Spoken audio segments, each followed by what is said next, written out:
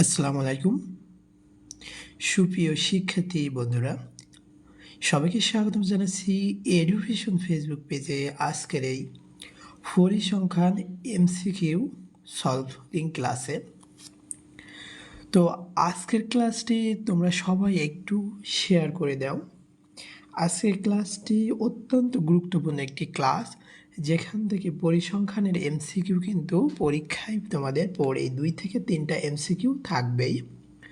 তো আজকে আমরা দেখব তোমাদের যে এসএসসি বোর্ড পরীক্ষায় যেগুলো এসেছে ইতিপূর্বে এবং শীর্ষ স্কুলে যে প্রশ্নগুলো আছে ওইগুলোই দেখব। তো আজকের ক্লাসটি তোমরা সবাই করার জন্য তোমার বন্ধুদের একটু মেনশন করতে পারো আর একটু শেয়ার করে দিতে পারো। একটু শেয়ার করে দাও, আমি একটু শেয়ার করে দিয়ে আসি, তারপরে আমরা আজকে ক্লাসটি শুরু করব ইনশাআল্লাহ। প্রত্যেকটা বোর্ড পরীক্ষার প্রশ্নগুলো আমরা দেখব, একসাথে করা আছে, তোমরা দেখতেই পাচ্ছ।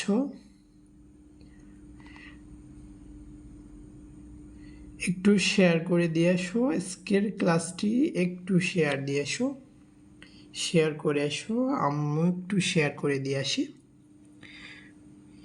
শেয়ার করে এসে আমরা আজকের ক্লাসটি কন্টিনিউ করব। আমাদের যে হোয়াটসঅ্যাপ গ্রুপগুলো আছে ওখানেও একটু শেয়ার দিয়ে এসো।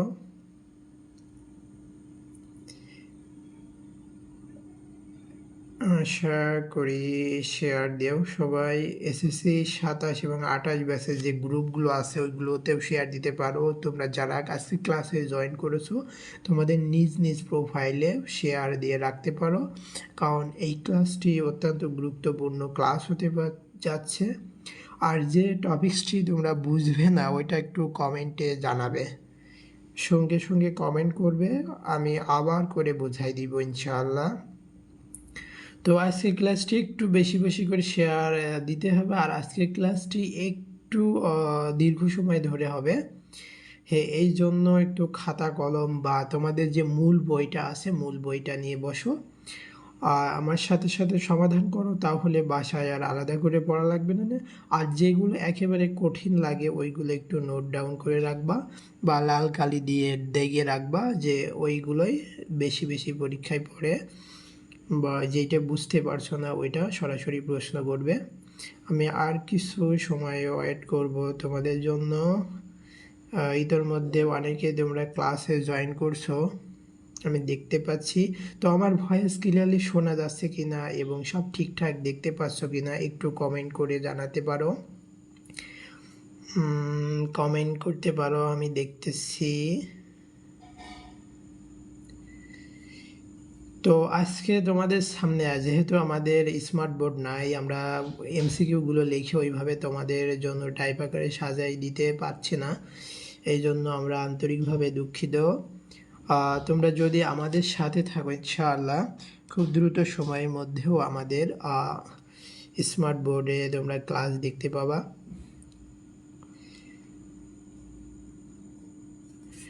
তো আমি আশা করি তোমরা সব ক্লিয়ারলি শুনতে পাচ্ছ এবং দেখতে পাচ্ছ।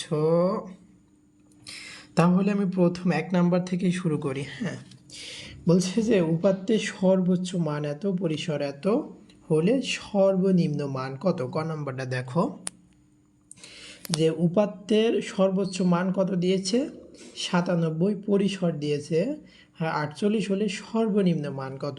তো এখানে বোঝাই যাচ্ছে যে এটা পরিসর নির্ণয় এর সূত্র থেকে আমাদের সমাধান করতে হবে। তো আমি তোমাদের বই থেকে দেখাই দিব পরিসর নির্ণয়ের সূত্রটা কি। আমরা যখন ম্যাথ করেছি কিন্তু দেখছি যে পরিসর নির্ণয়ের সূত্রটা দেখছি যে তোমাদের বইয়ে 328 নম্বর পেজে আছে, উপাত্তের পরিসর সমান সর্বোচ্চ মান মাইনাস সর্বনিম্ন মান প্লাস 1। আশা করি তোমাদের এই সূত্রটি সবার মুখস্থ আছে। তো আমরা ক্যালকুলেটরের সাহায্য করতে পারি, তবে আমরা খাতা কলমেও করতে পারি। তাহলে উপাত্তের পরিসর সমান কত 48 সমান সর্বোচ্চ মান কত 97 বিয়োগ সর্বনিম্ন মান আমরা মনে করলাম হলো এক্স, ব্র্যাকেট দিয়ে প্লাস হচ্ছে 1। তো এইখানে করলে কি হয়, আমরা এই এক্সের মানটা আমাদের বের করা লাগবে, তাই না? এই ওয়ানকে আমরা এই পাশে দিয়ে দিতে পারি না? সমাধান অঙ্কের ক্ষেত্রে এই ওয়ানকে এই পাশে নিয়ে আসলে আমাদের কত হয়? আর এখানে 97 মাইনাস এক্স থাকে, তো এখানে ওয়ান বিয়োগ করলে কত হয়? 47 হয়। আর এই যে এই 97, তাই না? 97 এটা কি আকারে রয়েছে? এই পাশে প্লাস আকারে রয়েছে, আর এখানে যদি এই পাশে নিয়ে আসি তাহলে কি হয়ে যায়? মাইনাস হয়ে যায়। তাহলে -97 এখানে এক্স মাইনাস থাকে।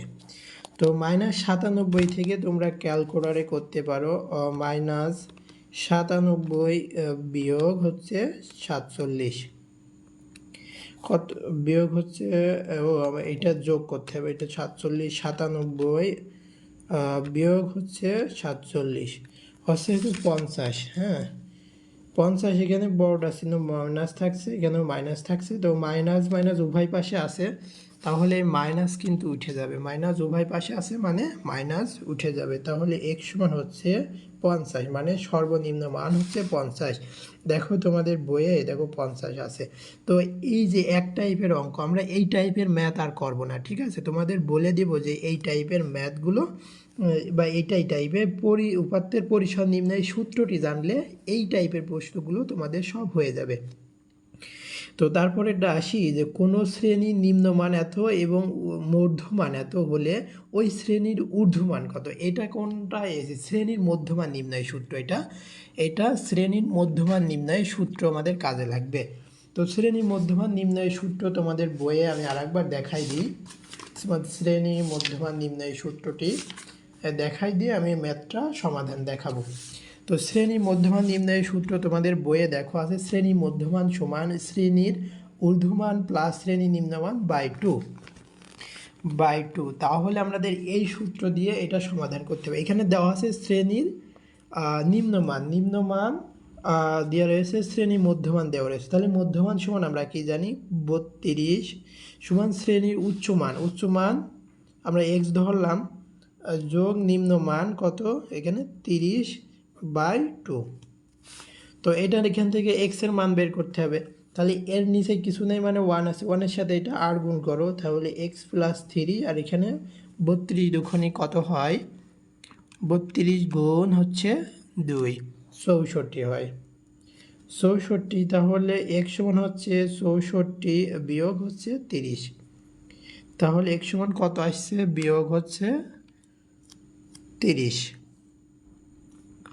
হচ্ছে 34।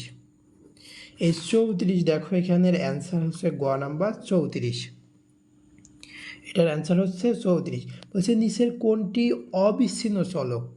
অবিচ্ছিন্ন, এই টপিক্সটাই আসি এখন তোমাদের। এই টপিক্স থেকে সবচেয়ে বেশি প্রশ্ন হয় তোমাদের এসএসসিতে, যে কোনটি অবিচ্ছিন্ন চলক আর কোনটি বিচ্ছিন্ন চলক। এই টপিক্স থেকে আসি আমি। বলছে যে বিচ্ছিন্ন চলক অবিচ্ছিন্ন চলক, বলছে পরিসংখ্যানে ব্যবহৃত চলক দুই প্রকারের হয়। পরিসংখ্যানে ব্যবহৃত চলক কয় প্রকারের হয়? দুই প্রকারের হয়।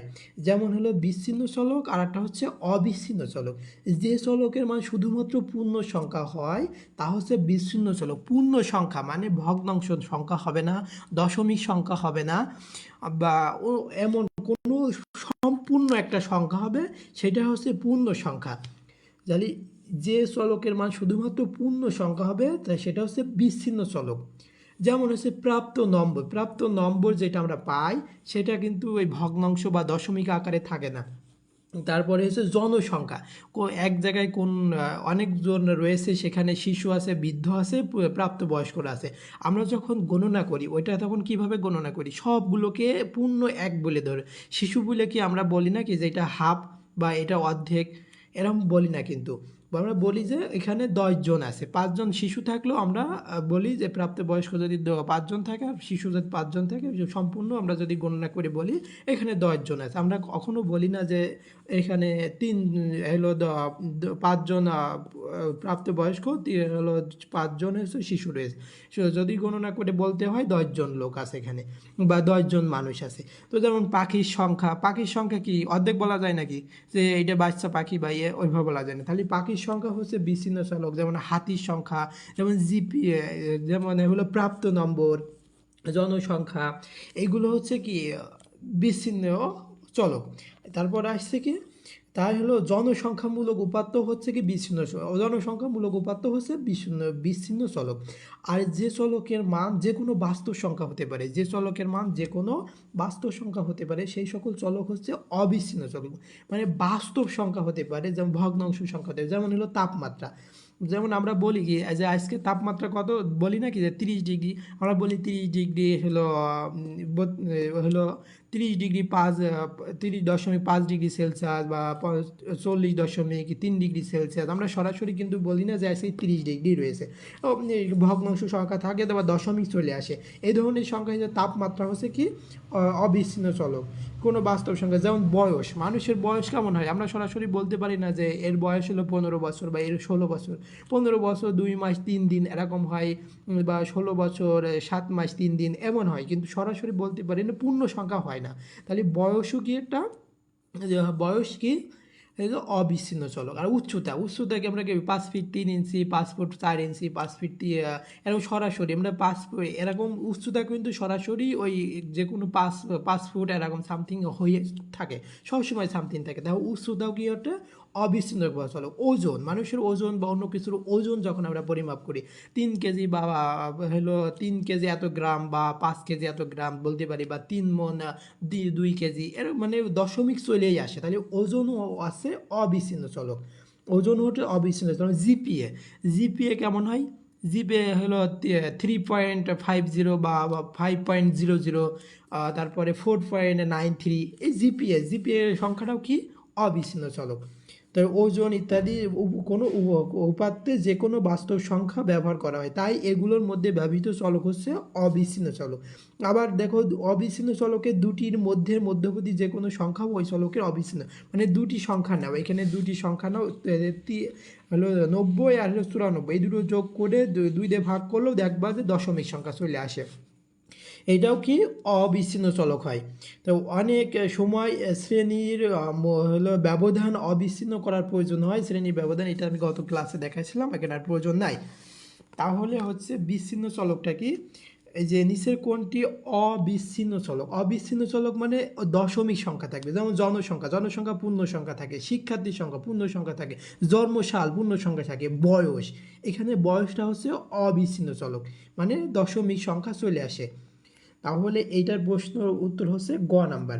বলছে পরীক্ষায় প্রাপ্ত নম্বর ও জনসংখ্যা কোন ধরনের চলক। প্রাপ্ত নম্বর কিন্তু দশমিক থাকে না, প্রাপ্ত নম্বরে সরাসরি যে 50 পারলে 50, 30 পারলে 30, জনসংখ্যাও কিন্তু দশমিক আসে না, তাহলে এটা বিচ্ছিন্ন চলক। হ্যাঁ, এই যে ক নাম্বার বিচ্ছিন্ন চলক। বলছে 1 থেকে হলো 19 পর্যন্ত মৌলিক সংখ্যাগুলোর গড় কত। 1 থেকে 19 পর্যন্ত মৌলিক সংখ্যাগুলো কারা আছে, ওই যদি মনে না থাকে 1 থেকে 19 পর্যন্ত মৌলিক সংখ্যা কাকে বলে। মৌলিক সংখ্যাগুলো হচ্ছে এক এবং ওই সংখ্যা ছাড়া অন্য কোনো গুণনীয়ক নেই। 1 থেকে 19 পর্যন্ত মৌলিক সংখ্যা, তোমাদের যদি মনে না থাকে 1 কিন্তু মৌলিক সংখ্যা নয়, তাহলে 2 মৌলিক সংখ্যা, 3 মৌলিক সংখ্যা, 5 মৌলিক সংখ্যা, 7 মৌলিক সংখ্যা, আর 9 মৌলিক সংখ্যা নয়, কারণ ভাগ করা যায়, 10 মৌলিক সংখ্যা নাই, 11 মৌলিক সংখ্যা, তারপরে 12 মৌলিক সংখ্যা নয়, 13 মৌলিক সংখ্যা, 14 মৌলিক সংখ্যা নয়, 15 মৌলিক সংখ্যা নয়, 17 মৌলিক সংখ্যা, 18 হলো 19 মৌলিক সংখ্যা। ঠিক আছে, 1 থেকে 19 পর্যন্ত বলেছে। তাহলে এই সংখ্যাগুলো যে মৌলিক সংখ্যা, মানে যোগ করে ওই সংখ্যাতে গড় করলে হবে। এই যে এইটা তোমরা যদি চাও যে এইটা আমরা একটু মুখস্থ করে রাখবো, তাহলে এইটা একটু স্টার চিহ্ন দিয়ে রেখে মুখস্থ করবা 1 থেকে 19 পর্যন্ত, মানে অত হিসাবের মনে থাকে না অনেক সময়, হিসাবগুলো মৌলিক সংখ্যাগুলো করে তারপরে আবার যতগুলো সংখ্যা আছে যোগ করে ততগুলো সংখ্যা দিয়ে আবার ভাগ করতে হবে, তাহলেই গড় পাওয়া যাবে। তো আমি তোমাদের সাজেশন দেবো যে এটা একটু মুখস্থ করে রাখবা। 1 থেকে 19 পর্যন্ত মৌলিক সংখ্যাগুলোর গড় হচ্ছে 9.63, 9.63 সবসময় একটু মুখস্থ করে রাখবা। তার বলছে যে U1 U2 সমান -2, x2 সমান 12 হলে এই সমান এত হলে অনুমতি গড় কত। অনুমতি গড়ের সূত্র আমরা কি জানি, তোমাদের বইয়ে খুব সুন্দরভাবে লেখা আছে অনুমতি গড়টা, তোমাদের বইয়ে থেকে আমি তোমাদের দেখাই। গড়ের সূত্রটা লেখা আছে তোমাদের বইয়ের 334 নম্বর পেজে। দেখো যে ধাপ বিচ্যুতি সমান, দেখো এই যে এখানে যে ধাপ বিচ্যুতি ইউ সমান হচ্ছে মধ্যমান মাইনাস আনুমানিক গড় বাই শ্রেণী ব্যাপ্তি। তো এই সূত্রর সমাধান, এই সূত্র অনেক সময় ক নাম্বারেও কিন্তু আসতে পারে, এই সূত্রের ম্যাথগুলো অনেক সময় ক নাম্বারে আসতে পারে কিন্তু এই এই সূত্রটা একটু মনে করে রাখবা। এখন এমসিকিউ করছো একই ধরনের ওই প্রশ্নটা তোমাদের সৃজনশীল প্রশ্নে বা হলো শর্ট প্রশ্নে কিন্তু আসতে পারে, এইভাবে লিখে দিতে পারে, বা আনুমানিক গড় বা মধ্যক বা শ্রেণী ব্যাপ্তি বা ধাপ বিচ্যুতি যে কোনো একটা নির্ণয় করতে আসতে পারে। তো এই সূত্রটা একটু ভালো করে রাখবা। তাই মধ্যমানকে আমরা কী দিয়ে প্রকাশ করি, এক্স আই দ্বারা, আনুমানিক গড়কে এ দ্বারা প্রকাশ করি, শ্রেণী ব্যাপ্তিকে বা ব্যাপ্তিকে আমরা কী দিয়ে প্রকাশ করি, এইচ দ্বারা প্রকাশ করি ছোট অক্ষরে, ধাপ বিচ্যুতিকে ইউ আই দ্বারা প্রকাশ করি বা ইউ দ্বারা এখানে লেখা রয়েছে ইউ দ্বারা প্রকাশ করি। তো এখানে দেখো যে ইউ সমান দেওয়া রয়েছে, আমরা সূত্র কি জানি, সূত্রটা এখানে লিখেই দিয়েছে, তোমাদের ব্যাখ্যাটা এখানে এই বইতে গাইডে করেই দিয়েছে যে ইউ টু সমান মানে ধাপ বিচ্যুতি সমান এক্স টু, এখানে এক্স টুর মানও দিয়ে দিয়েছে মাইনাস দিয়ে আনুমানিক গড়, আনুমানিক গড়কে আমরা এ দ্বারা প্রকাশ করি বাই শ্রেণী ব্যাপ্তি। তো এখানে কার কার মান দেওয়া রয়েছে দেখো, এখানে ইউ টুর মান দেওয়া রয়েছে, এক্স টুর মানও দেওয়া রয়েছে 12, এর মানটা আমরা নির্ণয় করব, আর এইচ এর মানও দেওয়া রয়েছে 4। তো এটা কিভাবে সমাধান করবে, যে এর নিচে কিছু নেই মানে 1 আছে, আমরা যেহেতু এই এর মান বের করবো, এটা সরাসরি আমরা বাম পাশে নিয়ে আসি 12 মাইনাস এ, আর এখানে গুণ করলে মাইনাস 4 দুগুণে 8 হয়।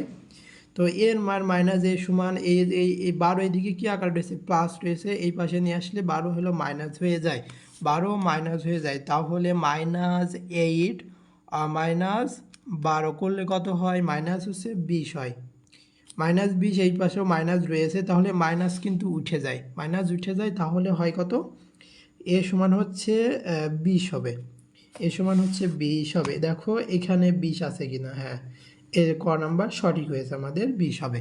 তো এই সূত্রটা তোমরা দেখবা যে হলো ক নাম্বার তোমাদের যেটা যে সৃজনশীল প্রশ্ন বা সিকিউতে যদি অ্যান্সার করতে চাও, কিন্তু ক নাম্বারে কিন্তু এই ধরনের প্রশ্ন আসতে পারে এসএসসি 27-28 জন্য, বা তোমাদের যে এসকিউ সংক্ষিপ্ত প্রশ্ন আসবে, এই ধরনের প্রশ্ন কিন্তু আসতে পারে, এটা মনে করে রাখবা। বলছে অজীব রেখা অঙ্কনে এক্স অক্ষ বরাবর কোনটি ধরতে হয়।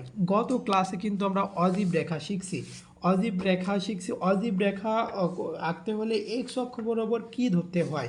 অজীব রেখা আঁকতে হলে এক্স অক্ষ থাকে কয়টি, নিচের দিকে থাকে, এক্স অক্ষ থাকে নিচের দিকে।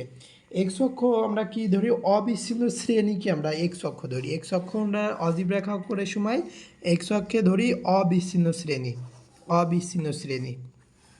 তোমাদের বইয়ে আছে এখানে দেখো, বা শ্রেণীর উচ্চ সীমাও ধরা হয়, তোমাদের মূল বইয়ে এই উদাহরণটাই দেওয়া আছে, শ্রেণীর উচ্চ সীমা প্রথমটাই, অবিচ্ছিন্ন শ্রেণী দাও, তোমাদের অবিচ্ছিন্ন শ্রেণী বা শ্রেণীর উচ্চ সীমাটাও ধরা হয় অনেক সময় অজীব রেখা অঙ্কনের জন্য। এই দুটো মনে রাখবা আর কি, তোমাদের মূল বইয়ে এটা আছে ধরা, কিন্তু সাধারণত আমরা ম্যাথ করার জন্য অবিচ্ছিন্ন শ্রেণী করে নিয়েই করা হয়। এই যে এখানে যেটা করা হয়েছে তোমাদের বইয়ে 332 নাম্বারে, এটা কিন্তু শ্রেণীর উচ্চ সীমা ধরেই করা হয়েছে, হ্যাঁ শ্রেণীর ওই উচ্চ সীমাগুলো ধরে করা হয়েছে, এটা ধরলেও হয় উচ্চ সীমা। সাধারণত আমরা পরীক্ষায় যে সিকিউ প্রশ্নগুলো করি অ্যান্সার করি, ওইগুলো কিন্তু আমরা অবিচ্ছিন্ন শ্রেণী করে নিয়ে নির্ণয় করে তারপর করি, কিন্তু তোমাদের মূল বইয়ে তারপরে ওই এই শ্রেণী ব্যবধানে উচ্চ সীমা ধরেও করা যায়, এটাও ভুল হবে না, তবে সাধারণত ওই অবিচ্ছিন্ন শ্রেণী ধরে করা হয়। তো তোমরা যে এক্স অক্ষ বরাবর এইটা যদি চিন্তা করো, যেহেতু মূল বইয়ে রয়েছে যে এক্স অক্ষ বরাবর আমরা শ্রেণীর উচ্চ সীমাও নিই, তাই এই জন্য এইটার অ্যান্সার হবে শ্রেণীর উচ্চ সীমা। আর যখন শ্রেণীর উচ্চ সীমা এই অপশনটা না থাকবে, অবিচ্ছিন্ন শ্রেণী হবে, এক্স অক্ষ বরাবর অবিচ্ছিন্ন শ্রেণী হবে। তারপর বলছে 1 থেকে 21 পর্যন্ত বিজোড় সংখ্যাগুলোর গড় কত। তো 1 থেকে 21 পর্যন্ত বিজোড় সংখ্যাগুলো কারা, বিজোড় সংখ্যাগুলো হচ্ছে 1, তারপরে 3, তারপরে 5, তারপরে 7, তারপরে 7, 9 বিজোড় সংখ্যা 9, তারপর আসছে কত 11, তারপরে 13, তারপরে 15, তারপরে 17, তারপরে 19, 21। এই সংখ্যাগুলো সবগুলো যোগ করে এই যে যতগুলো সংখ্যা আছে তা দিয়ে বিয়োগ করব, বা এখানে দেখো একটা সংক্ষিপ্ত একটা সূত্র দেওয়া আছে যে প্রথম n সংখ্যক বিজোড় স্বাভাবিক সংখ্যার সমষ্টি, এই ধারার অঙ্কর ক্ষেত্রে আছে যে n স্কোয়ার এবং গড় হবে n²/n, গড় হবে n²/n। তো এই সূত্র ফলো করলেও n² সমান n বা n, মানে 1 থেকে 21 পর্যন্ত বিজোড় সংখ্যাগুলোর গড় হচ্ছে 21। এই যে 21 থেকে 1 থেকে 21 পর্যন্ত বিজোড় সংখ্যাগুলো এই সূত্র দিয়েও ব্যাখ্যা করা যায়। তবে তোমরা যদি বুঝতে না পারো এইভাবে সরাসরি ছোটোবেলায় যেমন করে গড় নির্ণয় করেছো, একটু সময় ব্যয় হলেও একটা ঠিক সঠিক করার জন্য একটু সময় এই লস করবা, সমস্যা নাই। তো এখানে হচ্ছে এটা 11, এটাও একটু মনে রাখতে পারো, এই ধরনের প্রশ্ন বারবার রিপিট করে এই একই প্রশ্ন। তবে 1 থেকে 21 পর্যন্ত বিজোড় সংখ্যাগুলো, তারপর এখানে 1 থেকে 19 পর্যন্ত সংখ্যাগুলোর গড় হলো 9.63, আর এখানে 1 থেকে 20 পর্যন্ত সংখ্যাগুলোর গড় তো সবাই পারো, 11 হবে। বলছে কোনো গণসংখ্যা নিবেশনের আনুমানিক গড় এত, বিচ্যুতির গড় এত এবং শ্রেণী ব্যবধান 4 হলে গাণিতিক গড় কত। বলছে গাণিতিক গড় কত, আনুমানিক গড় এত, বিচ্যুতির গড় এত এবং শ্রেণী ব্যবধান 4 হলে গাণিতিক গড় কত। তো এখানে গাণিতিক গড় নির্ণয়ের সূত্র এখানে খুব সুন্দরভাবে দিয়ে দিয়েছে, আনুমানিক গড় যোগ বিচ্যুতির গড় গুণ শ্রেণী হলো ব্যবধান দিলে আনুমানিক গড় চলে আসবে, আনুমানিক গড়, বিচ্যুতির গড় এবং শ্রেণী ব্যবধান, এই যে এখানে 20 হচ্ছে। এই মানগুলো দিতে পারো। এই সূত্রটা কোন থেকে আসছে, আনুমানিক গড় দিয়ে, যেটা আমরা কিছুক্ষণ আগে করলাম ওই সূত্রটাই। তো যে গড় নির্ণয়ের ক্ষেত্রে আনুমানিক গড় এত, তারপরে u3 সমান এত, h সমান এত, কিছুক্ষণ আগে কিন্তু এই প্রশ্নটা আমরা দেখলাম, কিছুক্ষণ আগে এই একই ধরনের প্রশ্ন দেখে আসলাম, আমাদের এটা প্রয়োজন নাই। বলছি এই সংখ্যাগুলোর হলো মধ্যক কত, 11 নম্বর প্রশ্নটা দেখো। বলছে যে এই সংখ্যাগুলোর মধ্যক কত, 11 নম্বর প্রশ্ন। বলছে যে 2, 13, 7, তারপরে 3, 8, 5 সংখ্যাগুলোর মধ্য কত। মধ্যক বলতে মাঝখানে সংখ্যা কত। এ ধরনের প্রশ্ন আসলে একটু সাজায় নিতে হবে, যে ছোট থেকে বড় সাজায় নাও। এখানে সবচেয়ে ছোট সংখ্যা আছে কত, 2, তারপরে ছোট সংখ্যা আছে 3, তারপরে ছোট সংখ্যা আছে কত, 5, তারপরে ছোট সংখ্যা আছে কত, 7, তারপরে 8, তারপরে আছে কয়টা, 13। এখানে কয়টা সংখ্যা আছে, 1, 2, 3, 4, 5, 6, 1, 2, 3, 4, 5, 6। তাই এইদিকে 6, যেহেতু জোড় সংখ্যা আছে এইদিকে দিয়ে দাও 2টা, এইদিকে 2টা দিয়ে দাও একবার সরাসরি, মাঝে যে 2টা থাকবে 2টা যোগ করে 2 দিয়ে ভাগ করে দিবা। তাহলে 5 যোগ হচ্ছে 7 ভাগ হচ্ছে 2, 6 হবে অ্যান্সার। এর মাঝখানের সংখ্যা হচ্ছে 6, তাহলে এটার অ্যান্সার হবে 6। দেখো আমাদের অঙ্ক সঠিক হয়েছে। বলছে 1 থেকে 23 পর্যন্ত যে সংখ্যাগুলো 3 দ্বারা নিঃশেষে বিভাজ্য সেগুলোর মধ্যক কত হবে। মানে 1 থেকে 3 থেকে 23 পর্যন্ত যতগুলো সংখ্যা আছে, মানে 3 দিয়ে ভাগ করা যায় ওই সংখ্যাগুলো, 3 দিয়ে ভাগ করা যায়, খুব ছোটো ক্লাসের প্রশ্ন কিন্তু। খালি 3 দিয়ে 3-এর ভাগ করা যায়, 3 মানে 3-এর ঘরে নামটা পড়িয়ে দিলেও হয়ে যায়। তাহলে 3 দিয়ে ভাগ করা যায়, 6-এর ভাগ করা যায় 6, তারপরে 9-এর ভাগ করা যায়, তারপরে 3 দিয়ে ভাগ করা যায় ককার 3, 4, 12 করা যায়। তারপরে নামটা পড়ে দাও, 3-এর ঘরে নামটা করে 3, 4, 12, 3, 5, 15, 3, 6 হচ্ছে 18, 3, 7 এলো 21, 3, 7, 21, 3, 8, 24। তাহলে এইগুলো যোগ করে দাও, যোগ করে দিয়ে যতগুলো সংখ্যা আছে ততগুলো হবে। তাই 1, 2, 3, 4, 5, 6, 7, 7 দিয়ে ভাগ করে দাও, তাহলেই কিন্তু হয়ে যাবে আমাদের যে 3 দ্বারা নিঃশেষে বিভাজ্য সেইগুলোর হলো মধ্যক কত, মানে মাঝখানে মধ্যক কত। তো তাহলে মধ্যক আমাদের এদের মধ্যক নির্ণয় করতে বলেছে, হলো গাণিতিক গণনা। তাহলে এখানে কয়টা সংখ্যা আছে, 1, 2, 3, 4, 5, 6, 7টা আছে। তাহলে এইদিকে 3টা দিয়ে দাও, এইদিকে 3টা দিয়ে দাও, মাঝখানে থাকছে কত, এই 12। এই 12ই হচ্ছে মধ্যক, 12ই হচ্ছে মধ্যক, এই যে বা মাঝখানে 12। তো এটার অ্যান্সার হচ্ছে 12। এটার অ্যান্সার কত হচ্ছে 12। বলছে 3 থেকে 23 পর্যন্ত যে সংখ্যাগুলো 3 দ্বারা বিভাজন নিঃশেষে সেগুলোর মধ্যক কত। এটার মধ্যক হচ্ছে 12। তারপর চলে আসি, এই যে তোমাদের এখানে দেওয়া রয়েছে -5 থেকে 5 পর্যন্ত পূর্ণ সংখ্যাগুলোর মধ্যক কত। ধরো -5 থেকে পূর্ণ সংখ্যাগুলোর মধ্যক কত, -5 পর্যন্ত। তো -5, -4, -3, -1, তারপর আসছে 1 2 3 4 5, এগুলোর মধ্যক কত? এই পূর্ণ সংখ্যা যখন লিখতে হয় আমাদের মাঝে কিন্তু একটা শূন্য নিতে হয়, এদিকে মাইনাস চিহ্ন চলে যায়, এদিক প্লাস চলে যায়, তাহলে এইদিকে সবগুলো বাদ দিয়ে দাও 5 পর্যন্ত, এগুলো সবগুলো বাদ দিয়ে দাও, মাঝখানে কে থাকছে? এই শূন্য, তাহলে এটার অ্যান্সার হবে শূন্য। বলছে -5 থেকে +5 পর্যন্ত পূর্ণ সংখ্যাগুলোর মধ্যক হচ্ছে শূন্য। এ দেখো এইটা দিয়েছে প্রচুরক নির্ণয় সূত্র। প্রচুরক তো সবাই তোমরা নির্ণয় করতে পারোই। এল এর মান দেওয়া রয়েছে, F1 এর মান দেওয়া রয়েছে, F2 এর মান দেওয়া রয়েছে, এইচ এর মান দেওয়া রয়েছে। তার প্রচুরকের সূত্র এখানে বললে লিখেই দিয়েছে, ব্যাখ্যাটা করে দিয়েছে। এল সমান F1 minus F1 plus F2 গুণ হচ্ছে এইচ। এখানে প্রচুরকটা নির্ণয় করতে বলছে। তো এই সূত্র জায়গায় সূত্র বসায় সমাধান করে দাও, অ্যান্সার হয়ে যাচ্ছে। এই ক্যালকুলেশনটা তোমরা সবাই পারবা, এটা দরকার নাই। বলছে একজন বলার 2 ওভার বল করে যথাক্রমে এত এত রান করে, বলারের দেওয়া রানের প্রচুরক কত? এখানে প্রচুরক মানে যে সংখ্যাটা সবচেয়ে বেশি বার এসেছে সেটাই হচ্ছে প্রচুরক।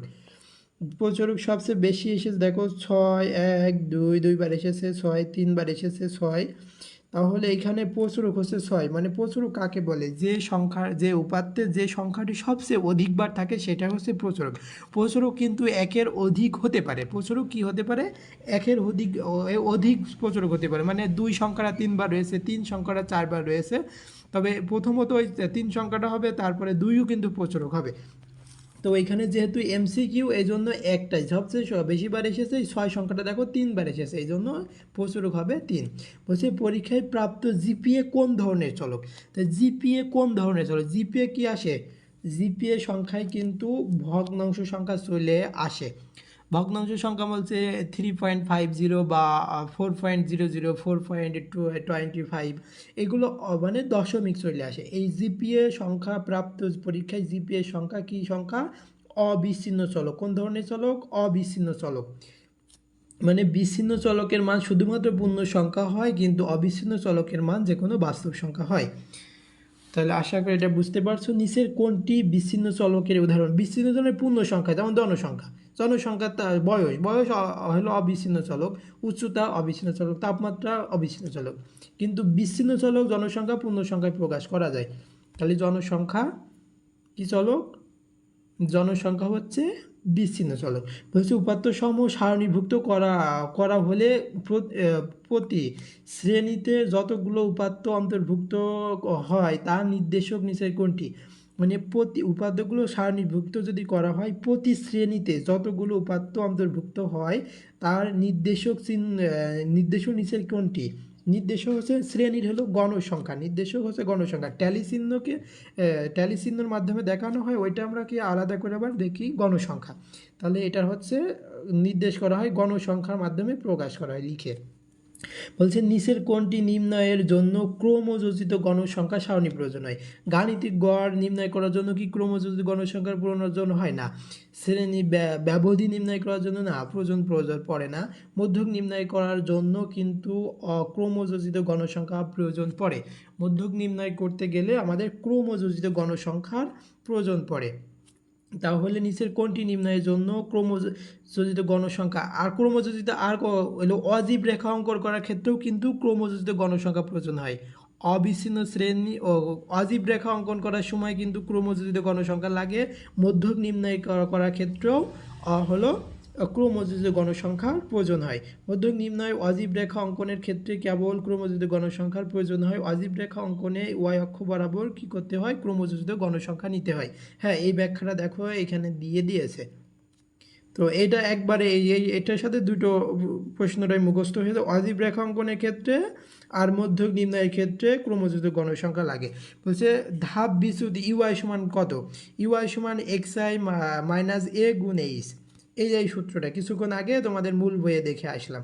তো এই সূত্রটা মূল বই থেকে। তারপরে 1 থেকে 22 পর্যন্ত স্বাভাবিক সংখ্যার মধ্যে তিন দ্বারা বিভাজ্য সংখ্যাগুলোর মধ্যক কত? 1 থেকে 22 পর্যন্ত যে স্বাভাবিক সংখ্যা আছে এগুলোর মধ্যে 3 দ্বারা ভাগ করা যায়, ওই সংখ্যাগুলোর মধ্যক কত?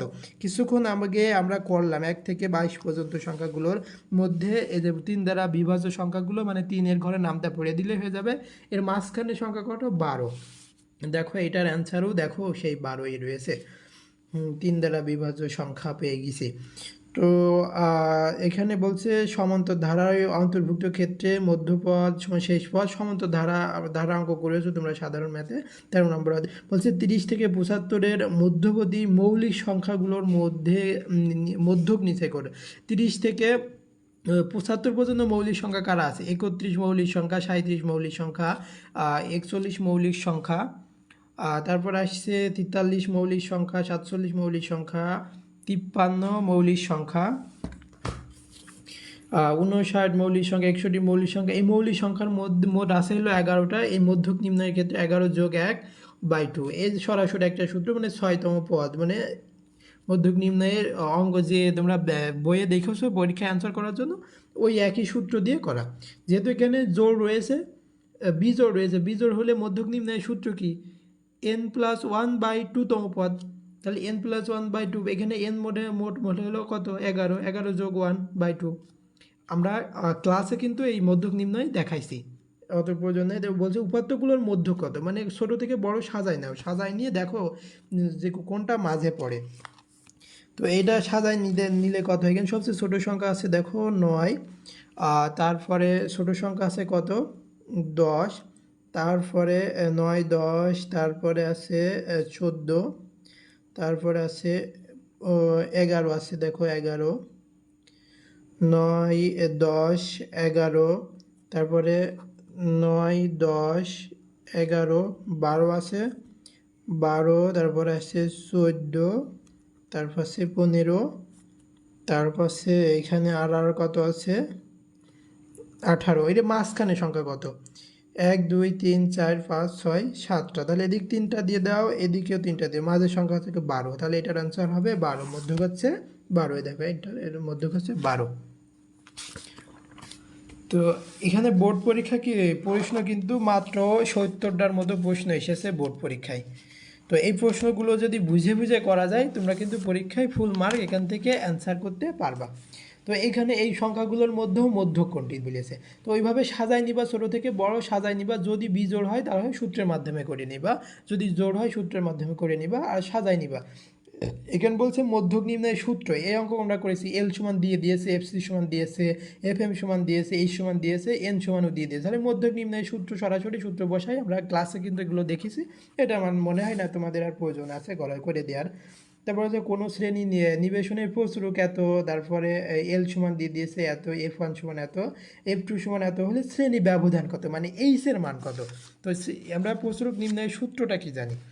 প্রচুরক নির্ণয়ের সূত্রটা আমরা কি জানি? এখানে দেখো করে দিয়েছে। প্রচুরক নির্ণয়ের সূত্র দিয়ে এইচের মানটা বের করবো। প্রচুরক নির্ণয়ের সূত্রে দেখো আমরা কেবলই রাখলাম যে L+F1+F2+, হ্যাঁ এই ভিডিওটা পরে পাওয়া যাবে, রেকর্ডেড থাকবে তো পেজে, মিনিমাম 30 দিন থাকবে পেজে, তারপরে অটো ডিলিট হয়ে যাবে।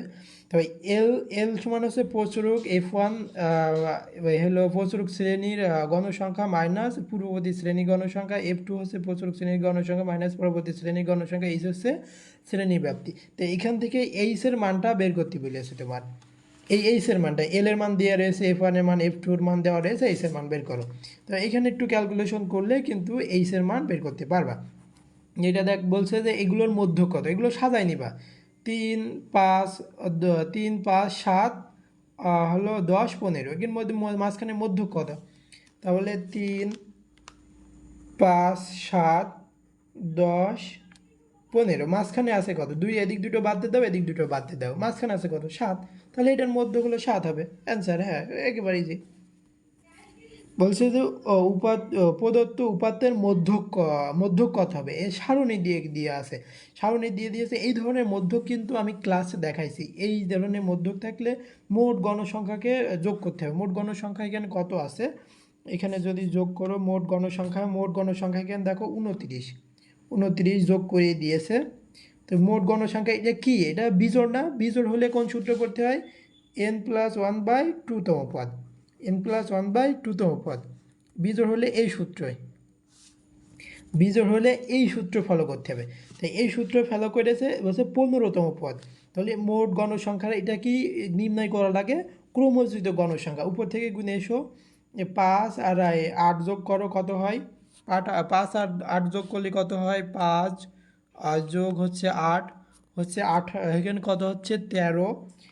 এখানে কততম পদ? 15তম পদ। তাহলে এই যে এই ঘরে আছে 15তম পদ, তাহলে এই ঘরে এই শ্রেণীতে আছে 15তম পদটা এই শ্রেণীতে আছে। তাহলে এই শ্রেণীর উচ্চ সর্বোচ্চ এই যে এটাই হবে মধ্যক 130। হ্যাঁ, এখানে 130ই আছে।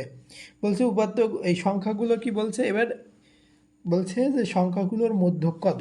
এইগুলো আবার সাজায় নিবা, ছোট থেকে বড় সাজায় নিয়ে দেখবা, সরাসরি সহজে হয়ে যাচ্ছে। এটা একই ধরনের প্রশ্ন, বারবার দেখার দরকার নেই। বলছি উপাত্ত শ্রেণী মধ্যকটা দেখলেই ওই যেভাবে নির্ণয় করতে হবে, আমি ক্লাসেও দেখাইছি ভেঙে ভেঙে। এই ধরনের প্রশ্ন কিন্তু তোমাদের ক নাম্বারও সরাসরি আসতে পারে বা সংক্ষিপ্ত প্রশ্নে আসতে পারে। এই দেখো এখানে সরাসরি বইলে করে দিয়েছে। হ্যাঁ, তাহলে মধ্যক এই গত যেটা দেখালাম এটা কিন্তু এই শ্রেণী বা ছিল একটা একটা করেছিল, শ্রেণী ব্যবধান ব্যাপ্তি একটা একটা করেছিল বলে ওই সূত্র ফলো করা লাগলো।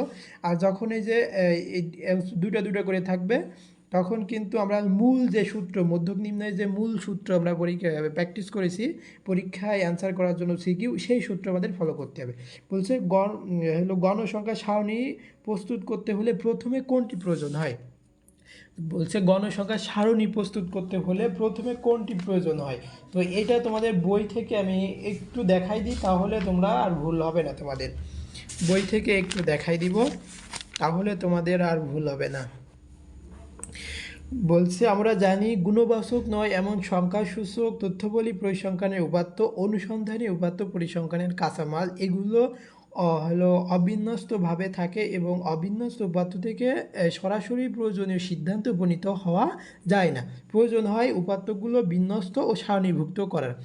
আর উপাত্তসমূহ কীভাবে সারণীভুক্ত করে বিন্যস্ত করতে হবে তা আমরা আগেই যে শিখেছি। আমরা জানি কোনো উপাত্ত সারণীভুক্ত করতে হলে প্রথমে তার কি করতে হবে? প্রথমে তার কি পরিসর নির্ধারণ করতে হবে। কোনো উপাত্ত যদি সারণীভুক্ত করতে হয় প্রথমে তা কী করতে হবে? তার পরিসর নির্ধারণ করতে হবে, এরপর শ্রেণী ব্যবধান, এরপর করতে হবে শ্রেণীর সংখ্যা নির্ধারণ, তারপরে শেষে যে ট্যালি চিহ্ন। তাহলে কোনো উপাত্ত যদি সারণীভুক্ত করতে হয় তোমার এই 4টে ধাপ পার করতে হবে। প্রথম ধাপ হচ্ছে প্রথম পরিসর নির্ধারণ করতে হবে, তারপরে শ্রেণী ব্যবধান, তারপরে শ্রেণী সংখ্যা, তারপরে ট্যালি চিহ্ন। তাহলে তোমার এই প্রশ্নটা হচ্ছে কোনো গণসংখ্যা সারণী প্রস্তুত করতে হলে প্রথমে কোনটি করতে হবে? প্রথমে কি করতে হবে? পরিসর নির্ধারণ করতে হবে। বলছে নিচের কোনটি বিচ্ছিন্ন চলক? বিচ্ছিন্ন চলকের কি হয়? পূর্ণ সংখ্যা, তাহলে একেবারে জনসংখ্যা। অজীব রেখার ক্ষেত্রে নিচের কোনটি সঠিক? অজীব রেখা কি হয়? ঊর্ধ্বগামী, মানে উপর পান, সাপের ফনা মতো হয়ে উপরে থাকে, তাহলে এটা হবে ঊর্ধ্বগামী।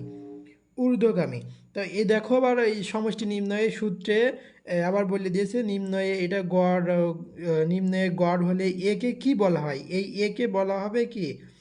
আনুমানিক গড়। আনুমানিক গড় এখানে এই যে ক নম্বরে আছে আনুমানিক গড়। বলছে এরপরে মধ্যক নির্ণয়ের ক্ষেত্রে এফসি দ্বারা কি বোঝায়? মধ্যক নির্ণয় যখন আমরা করি এফসি দ্বারা বোঝাই কি বোঝাই? যে ক্রমযোজিত গণসংখ্যা। এফসি দ্বারা বোঝায় ক্রমযোজিত গণসংখ্যা।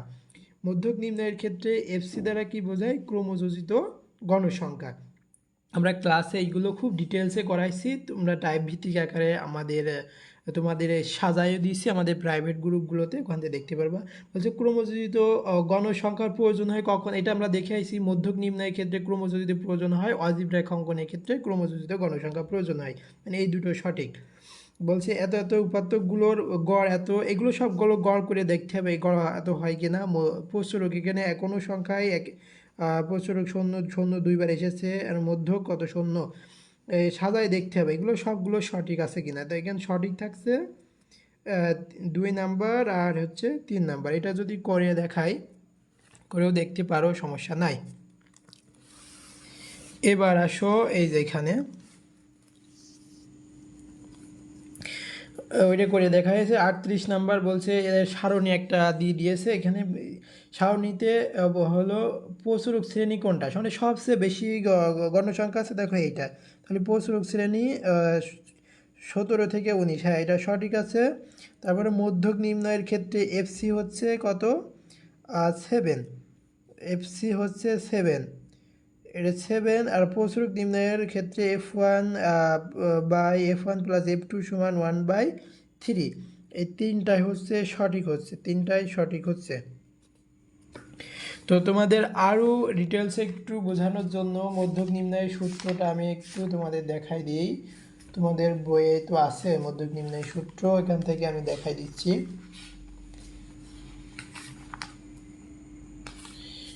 যে মধ্যক নির্ণয়ের সূত্রটা আর একটু ব্যাখ্যা দিয়ে দিই এখানে, যে সূত্রে ব্যবহৃত হয় L+N/2 - FC গুণ H/FM। এল হচ্ছে যে শ্রেণীতে মধ্যক অবস্থিত সেই শ্রেণীর নিম্ন মান, এন হচ্ছে গণসংখ্যা, এফসি হচ্ছে মধ্যক শ্রেণী পূর্ববর্তী শ্রেণী যোজিত গণসংখ্যা। বলছে মধ্যক যে শ্রেণী হবে সেই শ্রেণী পূর্ববর্তী মানে তার আগের শ্রেণীর হলো যোজিত গণসংখ্যা মানে, আর এফএম হচ্ছে মধ্যক শ্রেণীর গণসংখ্যা, এইচ হচ্ছে শ্রেণী ব্যাপ্তি। তাহলে এখানে যে বলছে যে এখানে মধ্যক শ্রেণীর ক্ষেত্রে এফসি সমান হচ্ছে 7, তাহলে এই শ্রেণীতে মধ্যক শ্রেণী কোনটা, তাহলে তোমরা প্রথমে আগে জানতে হবে মোট গণসংখ্যাকে কি করব আমরা যোগ করব। তাহলে 2 যোগ 5 যোগ তারপরে 6 যোগ তারপরে 4 যোগ 3 কত হয় 20। এই 20কে আমরা 2 দ্বারা ভাগ করব, তাহলে 10। এই প্রথম থেকে গুণে এসে 10টা কোন ঘরে পড়ে দেখো, তাহলে 2 যোগ 5 7, তাহলে নিশ্চিত এই যে এই ঘরে পড়ছে, এই ঘরে হচ্ছে মধ্যক শ্রেণী, এই শ্রেণীটা হচ্ছে মধ্যক শ্রেণী। আর এফসিটা হচ্ছে মধ্যক শ্রেণী পূর্ববর্তী যোজিত গণসংখ্যা, মানে এই প্রথম দুটো যোগ করলেই তো তার পূর্ববর্তী যোজিত গণসংখ্যা পায়, তাহলে 5 আর 2 যোগ করলে 7 হয়, হ্যাঁ এটাও সঠিক। প্রচুরক নির্ণয়ের ক্ষেত্রে এই যে সূত্র এটা সঠিক, যে প্রচুরক কোনটা এই যে এইটা, তাহলে এই শ্রেণীর কাছে F1টা কী হবে প্রচুরক শ্রেণী গণসংখ্যা মাইনাস তার আগের শ্রেণী গণসংখ্যা, তাহলে 6 থেকে 1 বাদ দিলে কত হয়, 6 থেকে 5 বাদ দিলে 1 থাকে, এখানে যোগ 1 হলো। আর F2 হচ্ছে প্রচুরক শ্রেণী গণসংখ্যা মাইনাস পরবর্তী শ্রেণী গণসংখ্যা কত 4, তাহলে 6 থেকে 4 বাদ দেওয়া হলে 2 থাকে, তাহলে 1 আর এখানে আছে 1 আর এখানে 2, তাহলে 3 1/3, হ্যাঁ এটা সঠিক। তাহলে 1 2 3টি সঠিক, 1 2 3টেই সঠিক। বলছে একটি গাণিতিক সমস্যার সমাধান করতে 7 জন শিক্ষার্থীর নিম্নে উল্লেখিত সময় দেওয়া হলো। বলছে এই সারণীগুলোর গাণিতিক গড় মানে সবগুলো যোগ করে 2 দ্বারা করতে হয়, সবগুলো যোগ করে যতগুলো সংখ্যা আছে ততগুলো সেই সংখ্যা দিয়ে কি করতে হবে ভাগ করে দিলে গাণিতিক গড় হয়ে যাবে। তাহলে প্রচুরক মানে সবচেয়ে বেশি সংখ্যা এখানে কয়বার আছে 7 আছে, হ্যাঁ 7 হলো প্রচুরক সঠিক। সংখ্যাগুলোর মধ্যক হলো পঞ্চম পদ, তাহলে সংখ্যাগুলো ছোট থেকে বড় সাজাইতে হবে, সাজাই দেখতে হবে মধ্যক কত হয়। তাহলে আমরা যদি গড় নির্ণয় করি, গড় নির্ণয় করতে হলে সবগুলো যোগ করতে হবে, তাহলে 2 যোগ এখানে 3 যোগ তারপরে 5 যোগ 7 যোগ 7 তারপরে 10 যোগ তারপরে আসছে 15 49 হচ্ছে। তাহলে কয়টা সংখ্যা আছে 1 2 3 4 5 6 7, তাহলে 7 7টা 49, হ্যাঁ মধ্যক তাহলে 7 দিয়ে যদি 49কে ভাগ করা হয় এটাও সঠিক প্রচুরক। তাহলে সংখ্যাগুলোর মধ্যক হলো পঞ্চম পদ, তাহলে পঞ্চম পদ কিভাবে মধ্যক হয়, তাহলে সবগুলো আমরা কিছুক্ষণ আগে সাজাই নিলাম না, ওইভাবে আমরা সাজাই নিব। ছোট থেকে বড় সাজাও, এখানে সবচেয়ে ছোট সংখ্যা কত আছে ক্রম অনুসারে সাজাও 2 3 তারপরে 5, তারপরে এখানে সাজানোই আছে, এখানে আমাদের সাজানো লাগছে না, তাহলে এখানে 7টা সংখ্যা আছে, তাহলে এদিকে 3টা দিয়ে দাও এদিকে 3টা দিয়ে দাও, মাঝখানে সংখ্যা থাকে কত মধ্যক, বলছে সংখ্যাগুলোর মধ্যক হচ্ছে পঞ্চম পদ, তাহলে 1 2 3 4 এর মধ্যক আছে তো 4, পঞ্চম পদ তো হচ্ছে না, তাহলে এটা কি সঠিক নাই, তাহলে 1 আর 3 নাম্বার সঠিক, 1 আর 3 সঠিক। বলছে পরিসংখ্যানের ক্ষেত্রে মধ্যক সমান L plus N by two minus F C গুণ এইচ বাই এফ এম, হ্যাঁ এটা সঠিক। প্রচুরকের ক্ষেত্রে L plus N F one plus F two গুণ এইচ, এটা সঠিক। গাণিতিক গড় নির্ণয়ের ক্ষেত্রে না, এটা সঠিক নাই। তাহলে 1 আর 2 নাম্বার সঠিক, 1 আর 2 সঠিক। বলছে গণসংখ্যার সারণী তৈরি করতে হলে পরিসর নির্ধারণ করতে হয়, ক্রমযোজিত গণসংখ্যা প্রয়োজন হয় না, এটা প্রয়োজন হয় না। শ্রেণী সংখ্যা নির্ধারণ করতে হয়, 1 আর 3 সঠিক। হ্যাঁ 1 আর 3 সঠিক। বলছে এই মধ্যক শ্রেণী ক্রমযোজিত গণসংখ্যা কত? মধ্যক শ্রেণী কিভাবে নির্ণয় করব? মোট গণসংখ্যাকে যোগ করতে হবে। মোট গণসংখ্যা কত আছে দেখো, গণসংখ্যা যোগ করি, 4 যোগ 8 যোগ 20 যোগ 12 যোগ এই 6 কত হলো 50। 50কে কী করতে হবে, 2 দ্বারা ভাগ করতে হবে। 25 উপর থেকে গুণে এসে যেই ঘরে 25 পড়বে ওইটাই হচ্ছে মধ্যক শ্রেণী। তাহলে 8 আর 4 যোগ করলে হয় 12, তাহলে মধ্যক পড়বে কিন্তু এই ঘরে। তোমরা অনেকেই করো কি, যেই ঘরে সবচেয়ে বেশি গণসংখ্যা থাকে ওইটাই কিন্তু মধ্যক শ্রেণী ধরে নাও, কিন্তু ওইভাবে ধরবে না।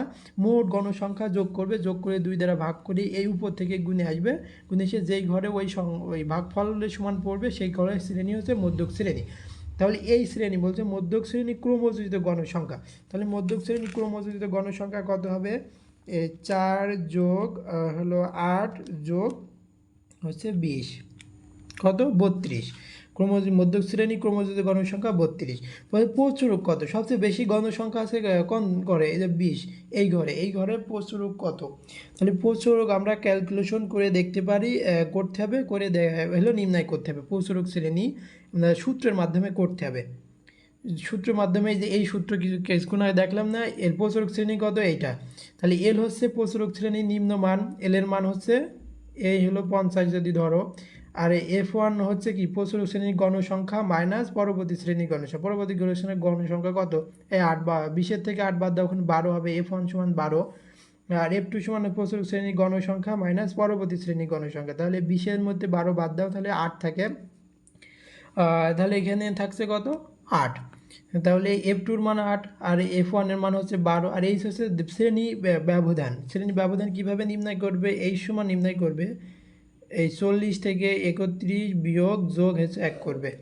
তাহলে 40 থেকে 31 বিয়োগ যোগ হচ্ছে 1 করবে, তাহলে কত হয়, 40 বিয়োগ হচ্ছে 31 হচ্ছে 9 যোগ হচ্ছে 1, 10 ব্যবধানে সাজানো, তাহলে এইচের মান 10। তাহলে এই সূত্র ফেলে দিলে তোমরা এই অ্যান্সার করতে পারবা। তারপরে আসো এটা একেবারে ইজি আসলো, এই সূত্র দিয়ে সমাধান করবা। প্রচুরক শ্রেণীর মধ্যমান কত? তাহলে সবচেয়ে গণসংখ্যা এটাই আছে, তাহলে প্রচুরক শ্রেণী এটাই হলো প্রচুরক শ্রেণী, এর মধ্যমান কত হবে? এর মধ্যমান কত হবে, এই 51 যোগ কত, এই 60 ভাগ হচ্ছে 2, তাহলে 55.5। প্রচুরক শ্রেণীর মধ্যক হচ্ছে 55.5, হ্যাঁ সঠিক। প্রচুরক নির্ণয়ের ক্ষেত্রে মধ্যক নির্ণয়ের ক্ষেত্রে, এবার মধ্যক নির্ণয়ের ক্ষেত্রে মোট গণসংখ্যাকে কী করতে হয়, 2 দিয়ে ভাগ করতে হয়, এটা সঠিক। তারপরে হচ্ছে এফএম হচ্ছে মধ্যক শ্রেণীর গণসংখ্যা, এই যে এখানে 12 মধ্যক শ্রেণীর গণসংখ্যা, সঠিক। এফসি হচ্ছে মধ্যক শ্রেণীর পূর্ববর্তী যোজিত গণসংখ্যা। তাহলে 5 আর 8 যোগ করো, কত হয়, 5 যোগ হচ্ছে 8 হলো 13 হয়, কিন্তু এখানে রয়েছে 25, তাহলে এটা ভুল। তাহলে 1 আর 2 নাম্বার সঠিক, 1 আর 2 সঠিক। তারপরে আসো, এবার আসো এই যে এটা দেখি, যে এই বলছে যে মধ্যক শ্রেণীর উচ্চ সীমা কত? তাহলে এখানে মধ্যক শ্রেণী কীভাবে নির্ণয় করে, মোট গণসংখ্যাকে কিন্তু আমাদের যোগ করতে হবে, তা যোগ করে 2 দিয়ে ভাগ করে দেখতে হবে মধ্যক শ্রেণী কোণে আছে। তাহলে 8 যোগ হচ্ছে 15 যোগ হচ্ছে 12 যোগ 8 যোগ 7, মোট গণসংখ্যা তাহলে 25 হবে না, উপর থেকে গুণে এসো 25 কোণে পড়ে। তাহলে 8 যোগ হচ্ছে 15 হয় হচ্ছে 23, তাহলে এই ঘরে হচ্ছে মধ্যক শ্রেণী পড়ছে, এই ঘরে। তো এই ঘরের মধ্যক শ্রেণী উচ্চ সীমা কত, 50, এখানে 50, হ্যাঁ ক নাম্বার সঠিক। প্রদত্ত উপাত্তে প্রচুরক কত হবে? প্রচুরক ওই যে নির্ণয়ের সূত্র, সূত্র দিয়ে সরাসরি নির্ণয় করে নেবে, তাহলে হয়ে যাবে। তো এখানে মধ্যক শ্রেণী মধ্যমান কত, এখানে মধ্যক শ্রেণী ওইভাবে নির্ণয় করবে, প্রচুরক একই সূত্র, মধ্যক শ্রেণী নিম্নমান কত এইভাবে নির্ণয় করবে, একই ধরনের অঙ্ক। বলছে চতুর্থ শ্রেণীর মধ্যক কত, তাহলে 1 2 3 4, এই শ্রেণীর মধ্যক কত, তাহলে 76, 76 যোগ হচ্ছে 80 ভাগ হচ্ছে 2, মানে 78 হচ্ছে। তাহলে মধ্যক এই শ্রেণীর মধ্য কত, চতুর্থ শ্রেণী, এই যে এটা গ নম্বর। বোঝে মধ্যক কত, মধ্যকের ওইভাবে সূত্র দিয়ে নির্ণয় করে নিবে সরাসরি, তাহলে মধ্যক ওইভাবে পাবা। বলছে মধ্যক নির্ণয় সূত্রে এফসির এর মান কত, মধ্যক শ্রেণী এফসি হচ্ছে মধ্যক শ্রেণী পূর্ববর্তী যোজিত গণসংখ্যা, এটা যদি মধ্যক হয় তাহলে এই দুটো যোগ করলে কত হবে, সেটাই হচ্ছে মধ্যক, তাহলে এখানে 19 হবে। প্রচুরক নির্ণয়ের ক্ষেত্রে F1 F2 এর মান কত, F1টা হচ্ছে প্রচুরক শ্রেণীর গণসংখ্যা মাইনাস তার আগের শ্রেণীর গণসংখ্যা, তাহলে 20 থেকে 15 গুণ 5 হবে। আর এটা কত, 20 থেকে 20 বাদ দিলে এখানে থাকে 10, তাহলে F2-র মান 10 আর F1 এর মান কত 5, 5 আর এখানে কত হয় 15, তাহলে 5/15 ভাগ করে দাও, 5 ভাগ হচ্ছে 15, তাহলে হচ্ছে 0.33, উত্তর হবে এটা। বলছে উপাত্তগুলো প্রচুরক কত, সবগুলোর মধ্যে সবচেয়ে বেশি সংখ্যা কে আছে, সেটাই হচ্ছে প্রচুরক, এই 14 সংখ্যা সবচেয়ে বেশি আছে। দেখো যদি এইভাবে উপাত্তগুলো প্রচুরক ওইভাবে নির্ণয় করা যায় না, ক্যালকুলেশন করে দেখতে হবে। এখানে প্রচুরক কত হলো 9, 9 সংখ্যাটাতে কয়বার আছে, 2বার আছে, তাহলে প্রচুরক হচ্ছে 9। বলছে উপাত্তগুলোর মধ্য কত, মধ্যক হচ্ছে 11, এখানে ওইভাবে নির্ণয় করে নেবা, প্রথমে আমি তোমাদের দেখাইছি। বলছে মধ্যক, এখানে দেখো এই যে সারণী থেকে মধ্যক শ্রেণীর নিম্নমান কত, মধ্যক শ্রেণী আমরা কিভাবে নির্ণয় করব আর একবার তোমাদের বলে দিই। এই যে গণসংখ্যা যতগুলো আছে সবগুলো যোগ করবে, সবগুলো কি করবে, যোগ করবে। তাহলে এখানে যদি আমি যোগ করি 5 যোগ 8 যোগ 18 যোগ 15 যোগ 12 যোগ এই 10, সবগুলো যোগ করে কি করতে হবে, ভাগ হচ্ছে 2 করতে হবে, তাহলে 34। এই উপর থেকে গুণে এসে কোন ঘরে 34 পড়ছে দেখো প্রথম থেকে, তাহলে 5 যোগ হলো 8 কত হয় 13 যোগ হলো 18 31, তাহলে আমাদের কত দেখছিল 23, কত হওয়া লাগছিল, এই ঘরে পড়ছে আমাদের ওই যে মধ্যক শ্রেণী। তো এই মধ্যক শ্রেণীর এই ঘরে নাই, আমাদের পড়ছিল কত, মোট গণসংখ্যা আমার মনে নাই, আরেকবার করে নিই, 5 যোগ 8 যোগ 18 যোগ 15 যোগ 12 যোগ হচ্ছে 10, এলো 68কে কত ভাগ করতে হবে 2 দ্বারা, তাহলে 34 উপর থেকে গুণে এসে আমাদের কত জাতি হবে 34, যেখানে পড়বে সেটা হচ্ছে মধ্যক শ্রেণী। তাহলে 5 যোগ 8 যোগ এই 18 করো কত হয় 31, তাহলে এই যে 15 সাথে যোগ করো, তাহলে এই ঘরে পড়বে না তোমার 34 সংখ্যাটা, তাহলে এটা হচ্ছে মধ্যক শ্রেণী। কিন্তু তোমরা অনেক সময় কি করো, অনেক সময় যে শ্রেণীতে সবচেয়ে বেশি গণসংখ্যা ওইটাই তোমরা মধ্যক শ্রেণী ধরে নাও বা মাঝখানের একটা ধরে নাও, কিন্তু ওইভাবে ধরলে আমাদের কিন্তু ভুল হবে। মোট গণসংখ্যাকে যোগ করবা, যোগ করে 2 দ্বারা ভাগ করে উপর থেকে গুণে এসে যেই ঘরে পড়বে ওই ঘরের শ্রেণী হচ্ছে মধ্যক শ্রেণী, মধ্যক শ্রেণী। তাহলে এই ঘরের হলো কি মধ্যক শ্রেণীর নিম্নমান কত, এই যে 46, উচ্চমান কত, উচ্চমান কত 50, তাহলে এখানে অ্যান্সার হবে কত, নিম্নমান হলো 46। বলছে প্রচুরক শ্রেণী পূর্বের শ্রেণীর যোজিত গণসংখ্যা কত, প্রচুরক শ্রেণী কত, সবচেয়ে বেশি গণসংখ্যা হচ্ছে এই যে 18, তার পূর্বের শ্রেণীর হলো যোজিত গণসংখ্যা, পূর্বের শ্রেণীর ক্রমযোজিত গণসংখ্যা, তাহলে 8 আর এই 5 যোগ করলেই আমাদের পূর্বের শ্রেণী গণসংখ্যা হয়ে যাচ্ছে, 8 যোগ হচ্ছে 5 13, এটার অ্যান্সার হবে 13।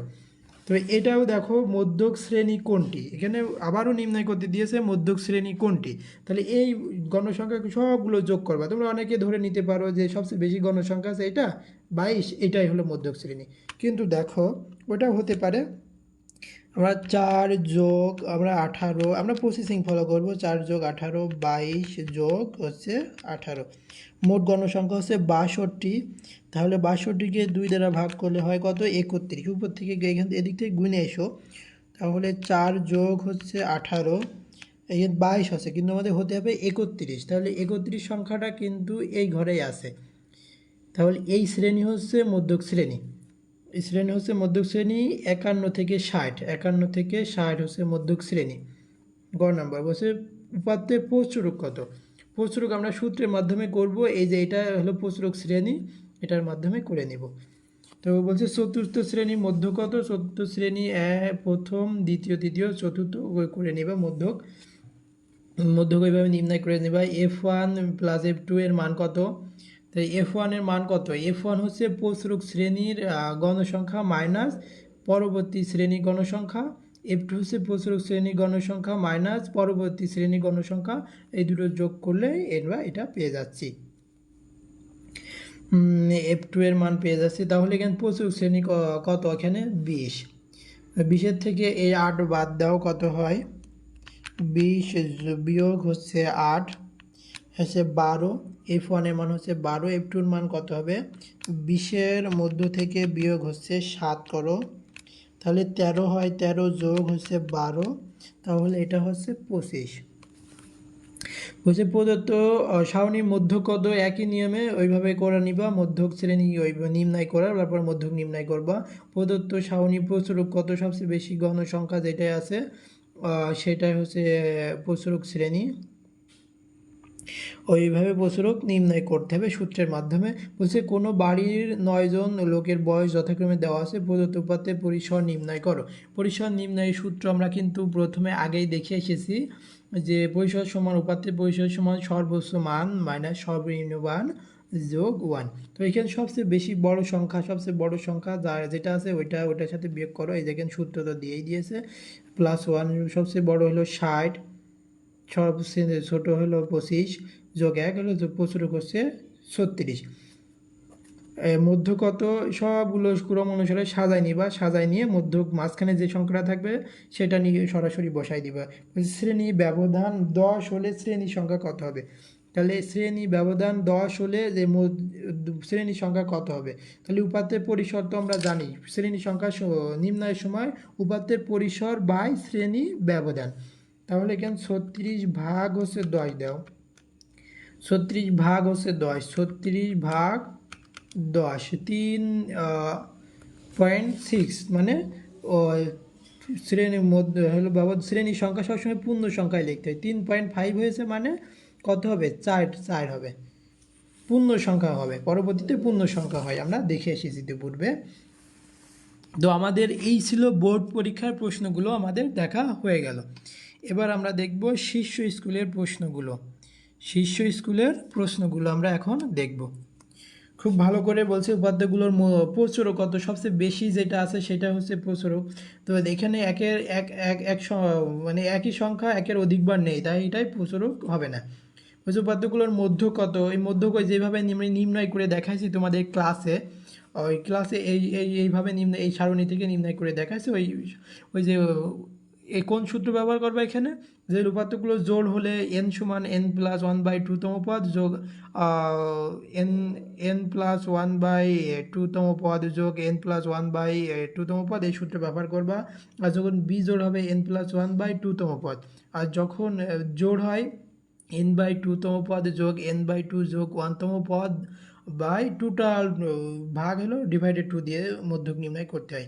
বলছে উপাত্তগুলোর মধ্যক কত? এরকম প্রশ্ন দেখে আসলে এই যে এই ধরনের প্রশ্ন n এর মান কত, এই ধরনের প্রশ্ন দেখে আসলে এই যে এই সরাসরি সূত্র বসাই দিলে এই n এর মানটা পেয়ে যাবা। এই ধরনের প্রশ্নটা বেশি বেশি তোমাদের জন্য ইম্পর্ট্যান্ট। এগুলো একটু খাতায় ধরে প্র্যাকটিস করলে খুব ইজি, শুধু সূত্র পারলে আমাদের হয়ে যাবে।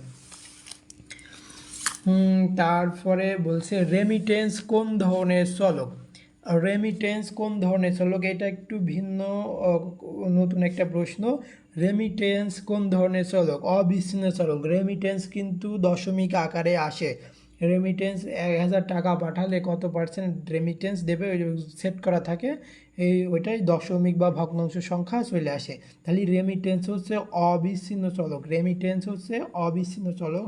বলছে এতগুলো নম্বরগুলোর গড় কত, যোগ করে দিবে, যোগ করে যতগুলো সংখ্যা আছে তার থেকে সেই সংখ্যা দিয়ে ভাগ করে দিলে গড় পেয়ে যাবে। বলছে মধ্য কত, সাজায় নিবা, সাজায় নিয়ে তারপরে 1 থেকে 75 পর্যন্ত মধ্যবর্তী মৌলিক সংখ্যাগুলোর মধ্য কত এগুলো পারবা করে দেখালাম।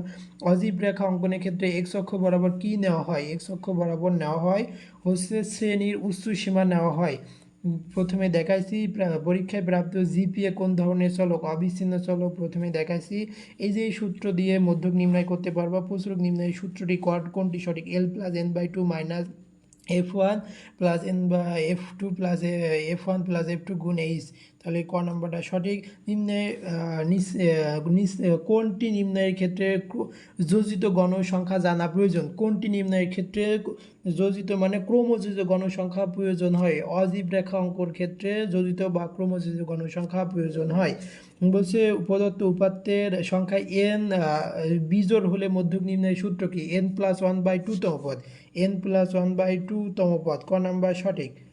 বলছে কোনটি কেন্দ্রীয় প্রবণতার অন্তর্ভুক্ত নয়, পরিসর, পরিসর কিন্তু কেন্দ্রীয় প্রবণতা অন্তর্ভুক্ত নয়। এটা তোমাদের বইয়ে আছে।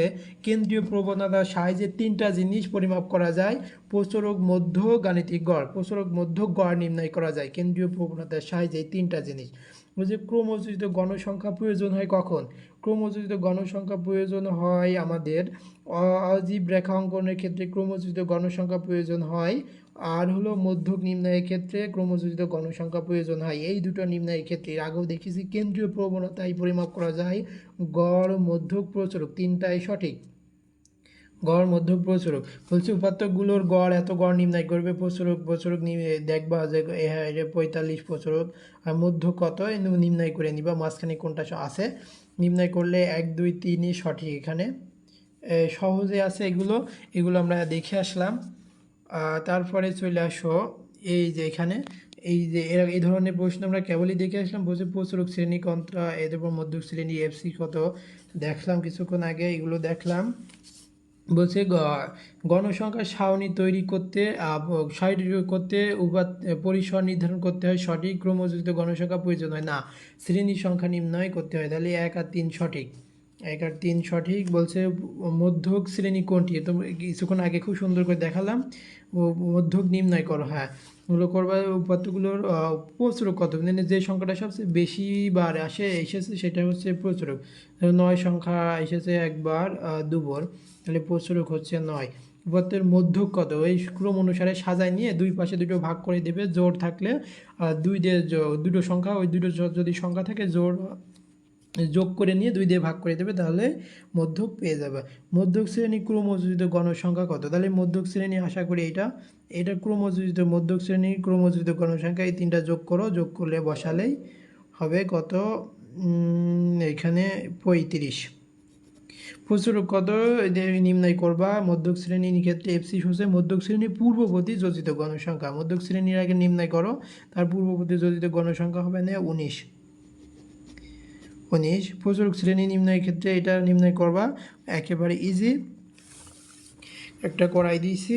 তারপরে দেখো এই যে মধ্যক শ্রেণীর গণসংখ্যা কত, মধ্যক শ্রেণী গণসংখ্যা দেখেন, মধ্যক শ্রেণী কিভাবে নির্ণয় করবা, মোট গণসংখ্যাকে যোগ করতে হবে। মোট গণসংখ্যা কারা আছে, 7 যোগ হচ্ছে 15 যোগ 30 যোগ হচ্ছে 16, যোগ করো, যোগ করে 2 দিয়ে ভাগ করো, 34। 34 কোন ঘরে পড়ে দেখো, 15 যোগ 7 যোগ হচ্ছে 30, তাহলে 34 কিন্তু এই ঘরে পড়ছে। তাহলে এই ঘরে এই শ্রেণী হচ্ছে মধ্যক শ্রেণী।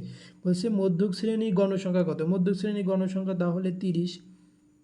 30 বলছে সারণীর ক্ষেত্রে এইচের মান কত, এইচের মান কিভাবে নির্ণয় করতে হয়, এইচ সমান হচ্ছে 40 বিয়োগ হচ্ছে 31 যোগ হচ্ছে 1, তাহলে এখানে 9 যোগ হচ্ছে 1, তাহলে এইচের মান হচ্ছে 10, হ্যাঁ সঠিক। বলছে এফসি এর মান কত, মধ্যক শ্রেণীর পূর্ববর্তী যোজিত গণসংখ্যা, তাহলে 15 আর 7 যোগ করো কত হয়, 15 যোগ হচ্ছে 7 হচ্ছে 22, হ্যাঁ এটাও সঠিক।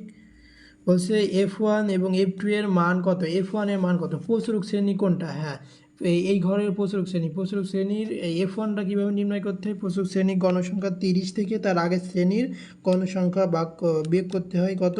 15। হ্যাঁ, এটা 15, F1 এর মান 15। আর এই যে 30 বিয়োগ হচ্ছে পরের শ্রেণীর গণসংখ্যা 14। হ্যাঁ, এটাও সঠিক। তাহলে 1 2 3 সঠিক।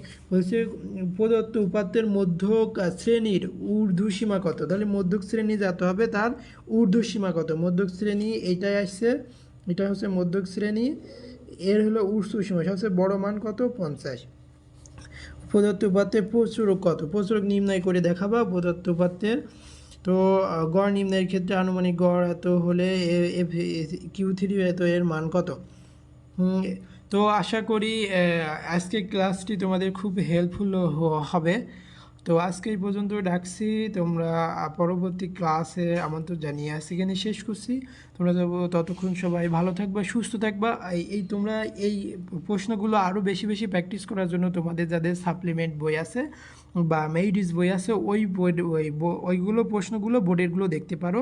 আমি তোমাদের এখানে গাইড থেকে দেখালাম বোর্ড প্রশ্ন, শীর্ষ স্কুলের প্রশ্নগুলো। তো আজকে এই পর্যন্তই, পরবর্তী ক্লাসের আমন্ত্রণ জানিয়ে এখানে শেষ করছি। ততক্ষণ তোমরা সবাই ভালো থাকবে, সুস্থ থাকবে, এডুকেশনের সাথে থাকবা। ধন্যবাদ সবাইকে। আসসালামু আলাইকুম ওয়া রাহমাতুল্লাহ।